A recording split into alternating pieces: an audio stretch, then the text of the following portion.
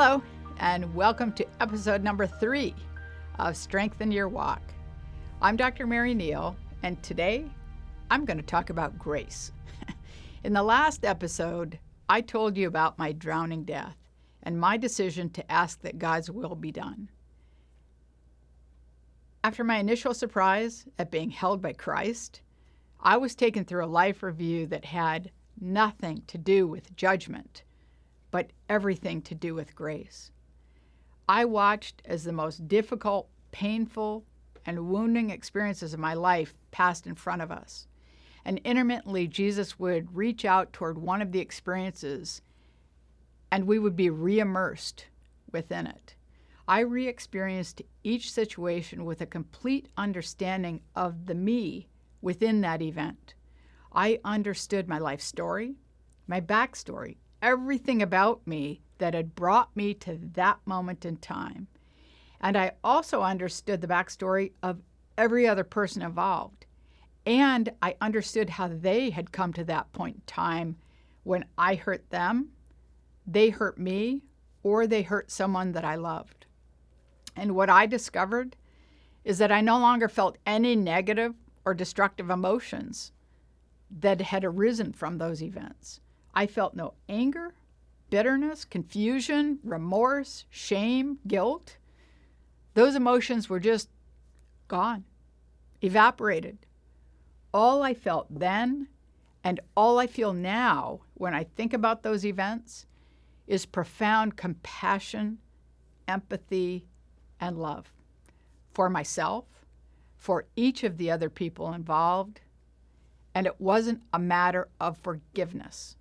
The anger I felt toward a neighborhood boy who abused me as a child and the shame that arose from his abuse did not disappear because I forgave him.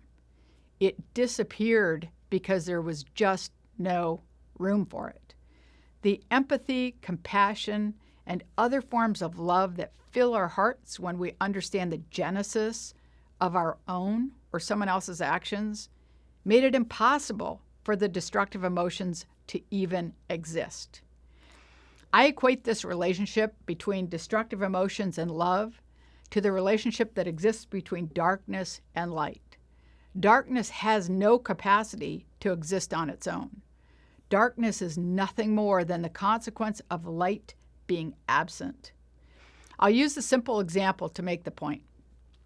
Most people would be irritated, angry, and outraged if one day they were almost hit by a car that was wildly careening down the road.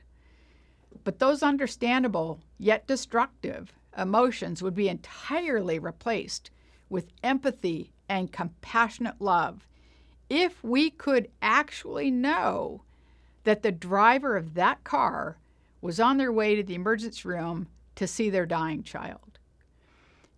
I think you'll agree that the emotional change seen in this example is not a matter of forgiveness, but a matter of understanding. And I think this is the essence of grace. Of course, we've all been misjudged, or we've misjudged someone else, and we can't always know the backstory.